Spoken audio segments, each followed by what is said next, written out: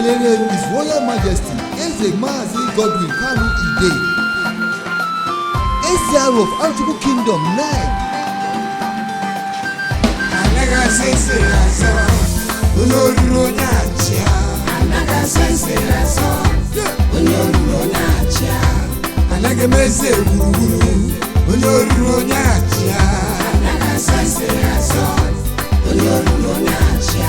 His Royal Majesty Adamazi Godwin Kanu Ide, Obodo Seru. His Royal Majesty Adamazi Godwin Kanu Ide, Okennachi, Okennachi, Aye, yeah, Aye, yeah, yeah, yeah, Aye, Okennachi, Aye, yeah, Aye, yeah, yeah, yeah, Aye.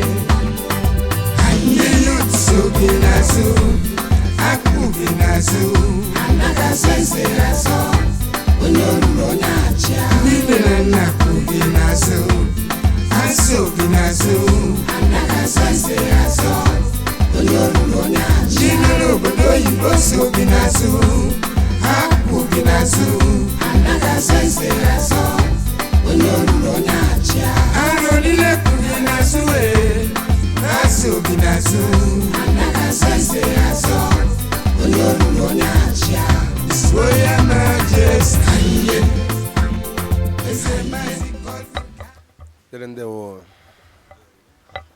I won the Adamazi TV. So I biara hoge ngun na bata eba with Efi Igbo Mkpona abia. Anya ska jitu no gen come battle imena palaces aru. Ndewo Ayo umu Okennachi tammekuwa okwu maka m kele ụmụnne m na ụmụnna m ndị bịara njem a.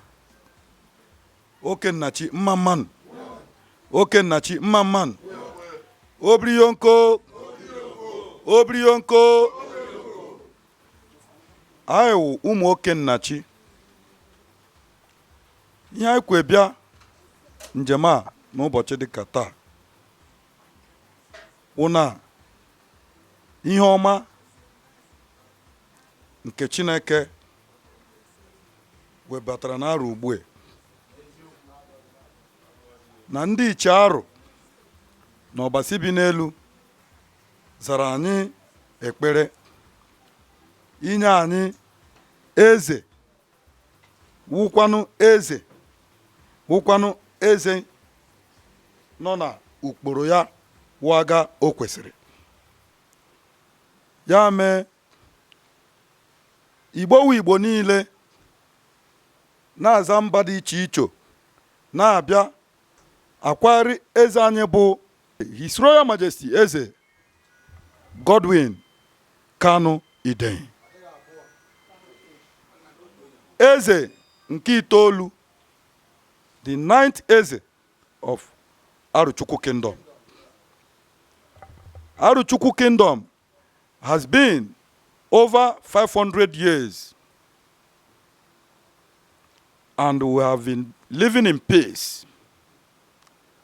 Today, ụbọchị dịka taa, anyị kpọrọ nama evi si ebe ndị mba ọzọ dị iche iche na-abịa akwanyere eze anyị ugwu na anyị ndewo ụmụ Okennachi Chineke zana akpụkpara anyị wepụta eze a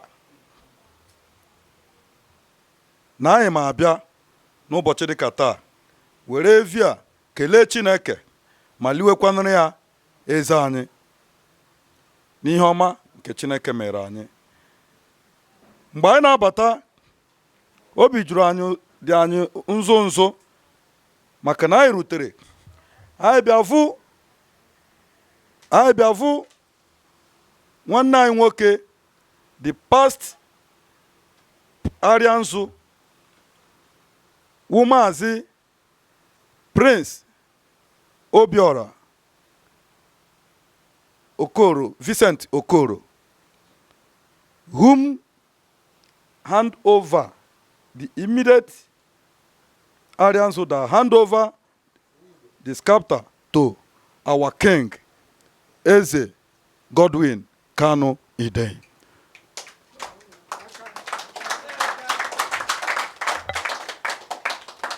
Ni anyị batara vu na the Eze Prince Eze anyị wu Maazị Godwin Kanu Idei na ya na nwanne ya nwoke wu Arianzu nke chịpụrụ achịpụ nwa Maazị Vincent Okoro Asieko na ya nọ nwa ọ nọ Ikenga nọrọ ya Ibita ivi ya aja n'ukwu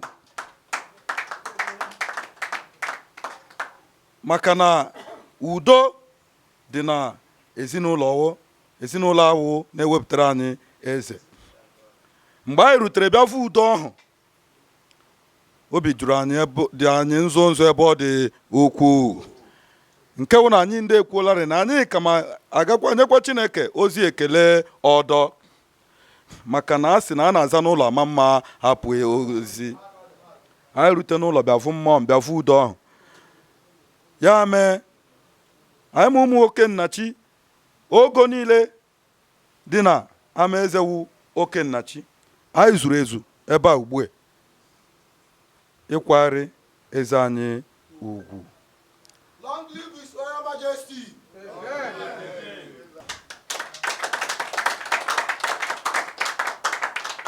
Anyị were ohere a na-ekwuru mba ụwa niile na mmadụ ọbụla Chineke kere agụ okere anyị ụmụ Okennachi mee azọli ọtọ iwebata ọgba aghara n'oche eze arụ oke Igbo, ndị iche arụ ịba mbụba dị n'elu ya, ije ọgụ dị n'elu ya, maka na onwe nke anyị nde pụrụ ime dịka ụmụrụma kama na inyi nde na-ahụ na ive avụ na nzuzo. Ọbasi dị n'elu onye wetara oche eze ma marakwa nna ọ mmadụ ma anọ n'oche eze ahụ, gị ma ọbasi dị n'elu Chineke Chukwu oke abịama nke dewere nwanne anyị nwoke wu Maazị Godwin Kanu Idei n'oche eze nke arụ, eze nke itoolu, eze dị 9th. Anyị na-asị mmadụ ọbụla ọ bụ nwoke ọ bụ nwaanyị nke ma azọli iwebata ọgba aghara n'oche eze arụ oke Igbo ba mbụba dị n'elu ya. Nwụ nwa Eziokoro na Asaga arụ oke Igbo, ava mbụ Chidebere Egede, nwụ nwa Okennachi. Obriyonko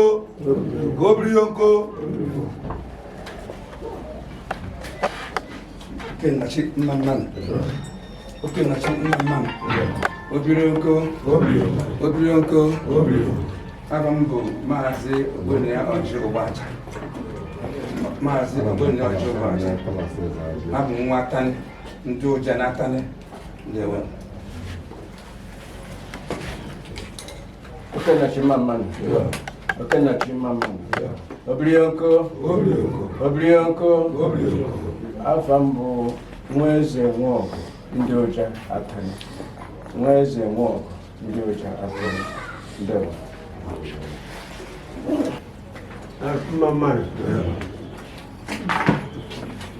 Aha m bụ Francis Okoronkwo alias Nipek, abụ onye Asaga. Obriyonko, afa mbụ Maazị Nwosu Franklin, abụ onye Asaga Umuotu. Okennachi Nnamani, Obriyonko, afa mbụ Maazị Ọjị Ikechukwu from ndị ụja company n'Atani. Obriyonko, afa mbụ Maazị Obinna Ọjị from ndị ụja company Atani. Okennachi Obriyonko Adamazi Kano Sida Onye ndị ụzọ Okennachi Obriyonko Okennachi Obriyonko Arochukwu onye asaga Obriyonko Ndewo Abanwo za Dr. Okennachi Swenson nwa wode akwụkwọ Okennachi mgbe Maazị Udole chịrị ode akwụkwọ Ezeogo Asaga a na-akpọkwanye Ikemba Asaga Ndewo Okennachi Mmamman Obriyonko ọmụmụ bụ Obinna ọnwụ mere ụlọ awụ m onye ụmụotu na Asaga ndewo Aro Mmamman Okennachi Mmamman Obriyonko aha m wụ Maazị Ajọgụ Peter Ọjị abụ m onye ndị ụja Aro Mmamman Okennachi Mmamman mụnwe bụ Kalistus Okafọ abụ onye ndị Njaka Asaga village Lewo Okennachi Mmamman Obriyonko Nza Maazị Ndewedi m na Asaga ụmụ ebere Ezuma Usama Obriyonko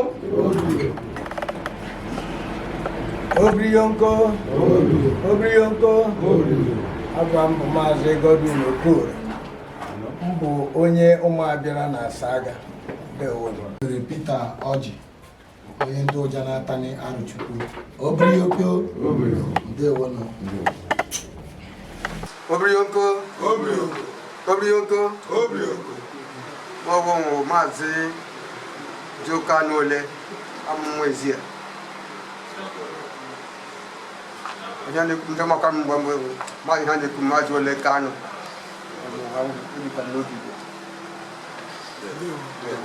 Obriyonko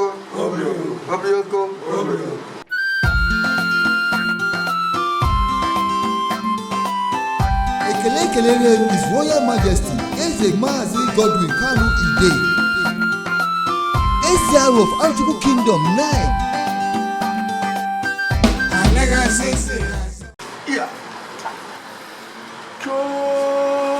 Okennachi Mmamman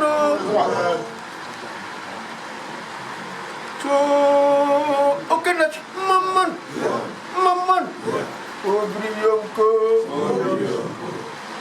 Obriyonko Avam Maazị Okoronkwo nwa mmụọ onye Eziukwu Asaga bụrụ Ezeogo Asaga Arochukwu Kingdom ndewo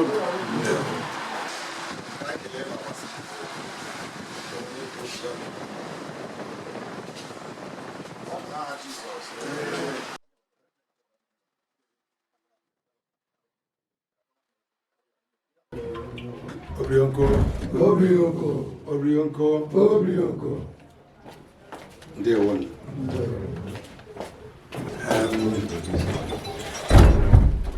ịma ihe nwanne onye nọ n'oche ebe a nke a nwanne ya nwoke bụ nwa Eze Aro nke asatọ Maazị Vincent Okoro ya onwe bụ onye bụ Arianzu nke mgbe nne ya nwụrụ ọkọ nwanne nwoke onye nka ka afọ ọgwụ ọ bịara ka ọ nọ ya ka o soro welkọm inye anyị zabi ugbu a ị na-ekwa okwu ize bịa ka ị na-ejelakwa ọ ma dịrị enyi mma aga ize bịa obiọma bịa bụ eze na nwanne ya nwoke. Ndewo.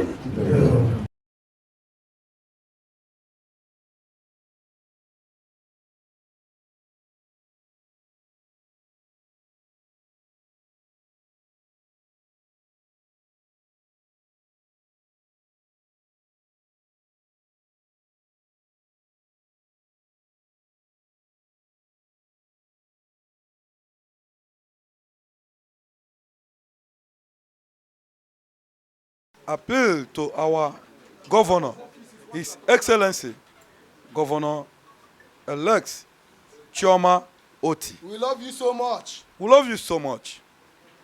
You are a good citizen of Abia State, Okennachi, which you have been doing signs and wonders for Yes. good. We appeal to you not to allow anybody to use the office of the Abia State government to instigate trouble in Arochukwu kingdom. We appeal to you to say no for the evil men and keep joy in us, as the joy is already in Arochukwu because of our new king, His Royal Majesty Eze Godwin Kanu Ide. let the governor do the needful. We are appealing to his office. Let him use his good office to do the needful so that all this problem in Arochukwu will stop. Aro mmamanu. We know our governor as a man of peace. We know how long he fought for his right. Who PDP na right here for a very long time. Yana no. Na no ogwa ayakure na azu. Our governor, you know the truth. We know you as a man of peace. A man that God has brought to save Abia State and Arochukwu Kingdom. Governor lying ala Okennachi. Do the needful. Ndewo. Anyị ekwuo n'okwu ndị ma anụ onye achọghị ịnụ anyị na-eme gịnị anụchitere. On behalf of the family, nna ekele ya ga-ezi abịa anyị ma apụ ezi ihe si n'ihi butere Maazị Evi na ma wani na Hausa na ma wani anyị ọbụla na atata ụnama ihe unu butere ebe ahụ gịnị Evi anyị ma aga n'ezi ka Maazị jere aka receive Evi ọhụrụ. Biko Maazị na take permission from both yourself and your cousin ka anyị nwee ike pụọ n'ezikọ ya ndị anyị ihe ebe o butere anyị.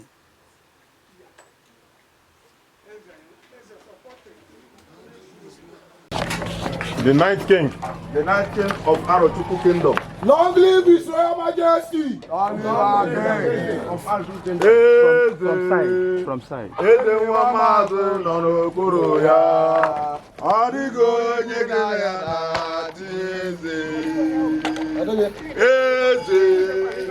Eze nwa maazị nọ n'okpuru ya. Adịgo onye ga-ya na-achị eze. Obrionko isi ogo niile bụ Okennachi na-arụ oke Igbo ji si ka ọ bịa tụọrọ Chineke mma ma kelee Chineke maka ezewo eze arụ bụ nwawo bụ eze Godwin Kanu Ide, eze nke itoolu na-arụ oke Igbo. Anyị sị na efi a nke Chineke gbara ụmụ Okennachi ume gbuo okporo kpụtara ezewo na eze anyị ma ata ya afọ ama arụ ya. Ọ ma ata ya tata ndụ na arụ isi ike ise. Anyị ụmụ Okennachi kpụtara efi a aka anyị ama akọ mmiri aka anyị ma dị elu elu n'ụwa niile. Anyị gbuo n'aka nri anyị ebute ihe ọma, anyị gbuo n'aka ekpe anyị ebute ihe ọma. Nkwọ ma kwotara anyị ihe ọma. Eke ma eketara anyị ihe ọma. Orie ma eruru anyị ihe ọma. Afọ ma afọtara anyị ihe ọma. Anyị na-asị onye si na ihe dị mma adịghị ya mma, ndị iche arụ ya werekwa ala izere mmiri. Ndewo. Ndewo.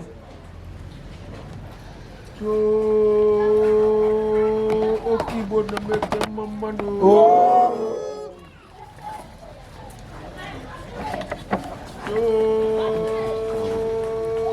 Okigbo na mete mmanụ. Ndị mmụọ ozi agbara okirikiri. Amanaghị rata. Naanị ụgbọ. Maka na ịdịghị ike. Ọ ga-anọ ụgbọ. Onye ka ị bụkwa? Oh, n'igwe anya nwa anụ ebe a ga na-anụrụ gị ọgụ n'ike, na-anụrụ gị ọgụ n'olu, na-anụrụ gị ọgụ na nkwọ. Otu ahụ Okennachi nwa arụ oke Igbo, arụ Kindred sikwu otu a ka ọ ga-adị n'agha Jizọs. Okigbo mmanụ, Okigbo mmanụ. Ndewo. Obrionko. Asị m ka m kelee ụmụnne m bụ ụmụ Okennachi. Agwa m za Ogbonnaya ọmụ nwa eze arụ nke nwụrụ anwụ, Maazị Vincent Ogbonnaya. Ihe a bụrụkwa nwanne m nwoke Ọyọ na chi anyị echi. Enwerela m ụbọchị taa si m bịa kelee ụmụ Okennachi na ihe ọma o wetara anyị. Onye si na ihe ọma ma bịara anyị, ọma bịakwara ya. Onye rere ibe ihe ọjọọ bịakwara ya. Eji m oge ugbu a na-ekelezi ụmụ Okennachi n'ihe ọma unu ama na-emekwara unu ndị akpa ọbụla ọ zapụta mmaji na mmaji ma na-abịakwa n'ihe ọ ma na-abịa gị na na-ajụ onwe gị nna ndị ihe mere nke a nna na-afụ kredit ala ka ọgwụ na-ekelezi Obrionko. Okay. Hello and good afternoon, viewers, wherever you're watching it from. This is Adamazi TV, and right here we are at the palace of Eze of Arochukwu Ancient Kingdom, and with us here is one of the good sons of Arochukwu Kingdom. He's going to introduce himself to us and also tell us the background of today's event, the event that took place here at the palace today. All right, so we are doing this in English for the benefit of the viewers out there who don't understand the native language of Arochukwu. All right, so he's going to give us a brief background of all that transpired here today. Mazi. Ndewo, sir. Good afternoon, sir. Good afternoon. You're looking so arrow. Yeah, it's the culture, so we have to abide by it. Ndewo, Mazi. Ndewo. All right, sir. May we meet you, sir? Okay, I'm Mazi Cyprian Sylvester Nwosu. I'm a member of Okennachi family group. It's a very big family, and we represent a very large portion of Arochukwu, and we are the kingmakers. As far as Arochukwu is concerned, you cannot get an Eze without going through Okennachi. Those are the people that actually produces the Ezes that we've had all these years in Arochukwu. The Okennachi? Yes, the Okennachi family group. A large group that contains some good portion of the villages in Arochukwu. They make up Okennachi. Thank you. Wonderful. All right, sir. In a nutshell, can you tell the viewers out there what transpired here today?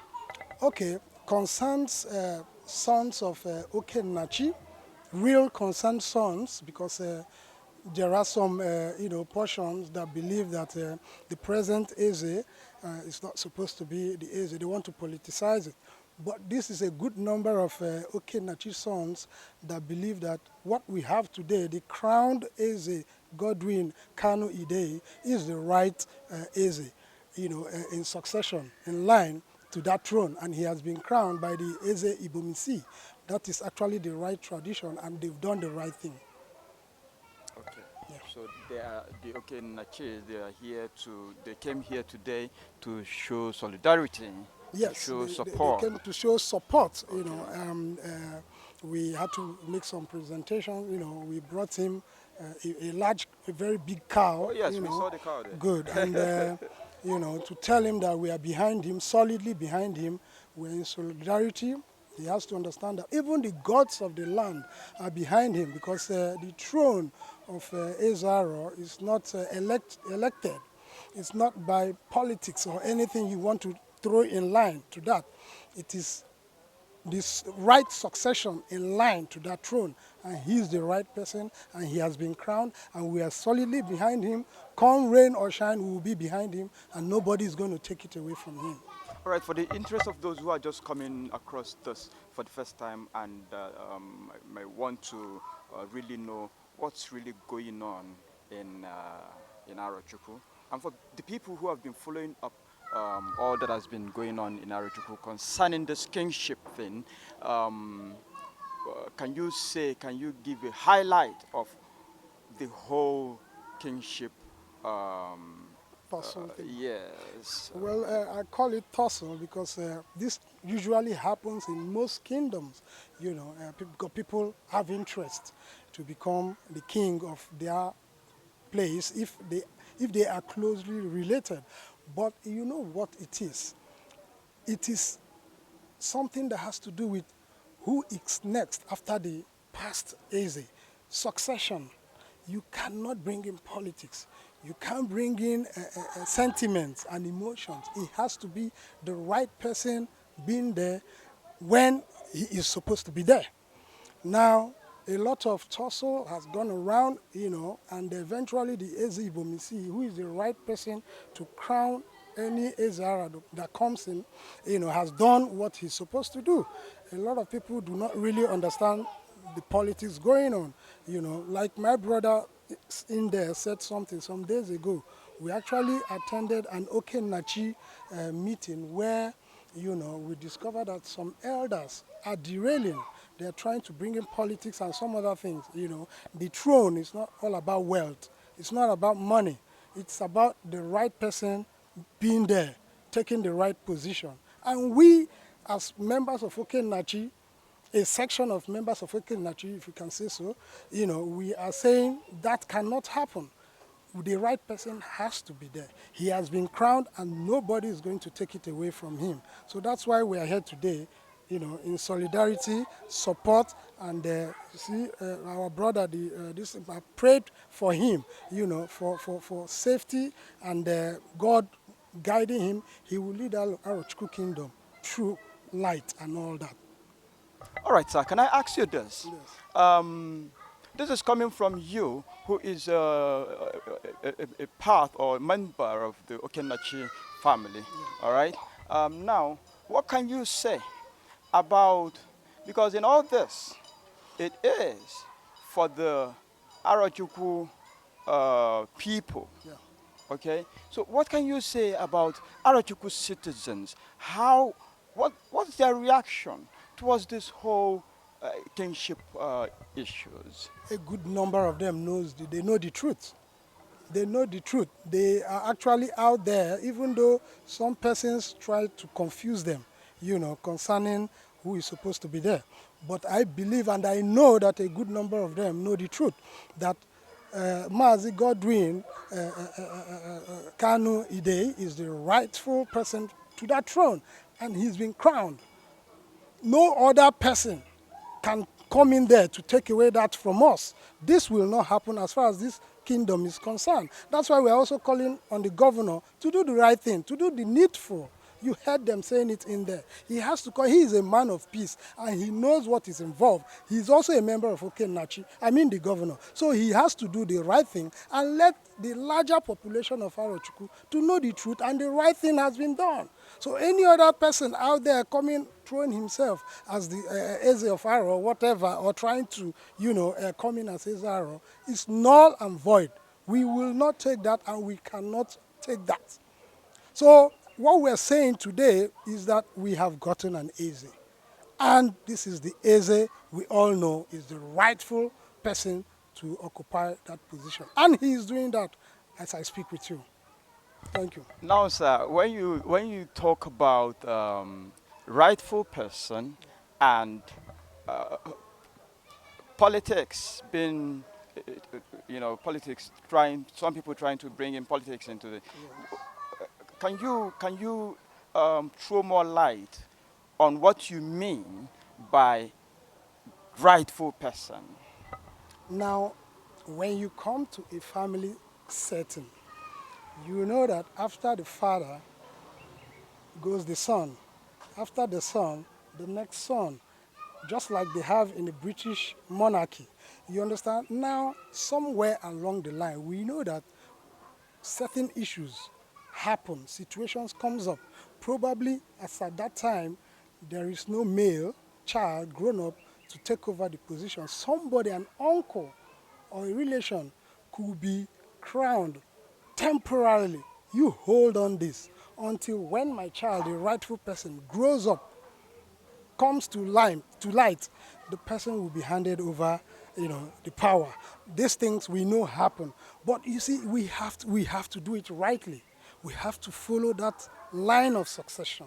Now, when you want to come in, when it's not your turn, it's an aberration. It's wrong. You understand? And you begin to bring in politics. You want to show your financial prowess because you've got money. Probably you want to, see if you can buy your way to the throne. Now, Aro has a tradition whereby if you do that, you don't last on that throne. You don't. It's natural. We didn't do that. We came to meet that. Okay? It's a very serious issue. You don't toy with. So we are telling our brothers who are trying to bring in politics, who probably may have received some form of, money or whatever, and trying to present the wrong person, to stop doing what they're doing, so that the repercussions, they don't suffer a lot. Do you understand? So what we are doing, we're calling them back to accept the Eze that has been crowned, and that's the rightful person. Thank you, my brother. Thank you so much for your time. It's been Adamazi TV. Okay. Yeah, it's nice to have you talk to us and our viewers out there who may or may not understand Igbo or Arochukwu dialect. So we believe that you've heard it all from Mazi. Sylvester Nwosu. Ndewo, my brother. Thank you so much.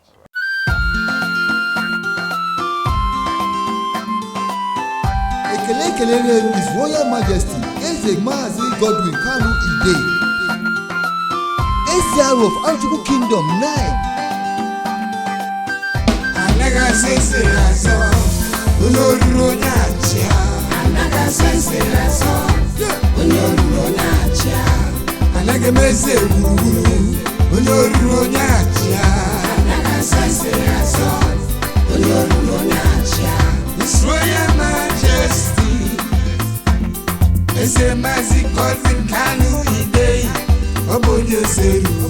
His Royal Majesty Eze Mazi Godwin Kanu Ide, Oya Wagachi, Oya Wagachi, Haye, Haye, Haye, Eze Oya Wagachi, Haye, Haye, Haye,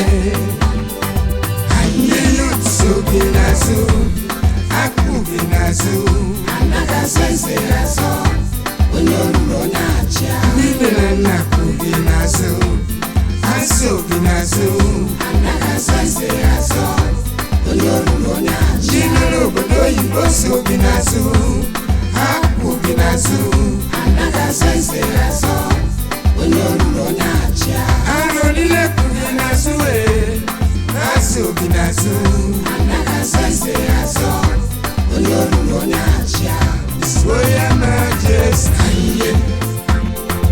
Adamazi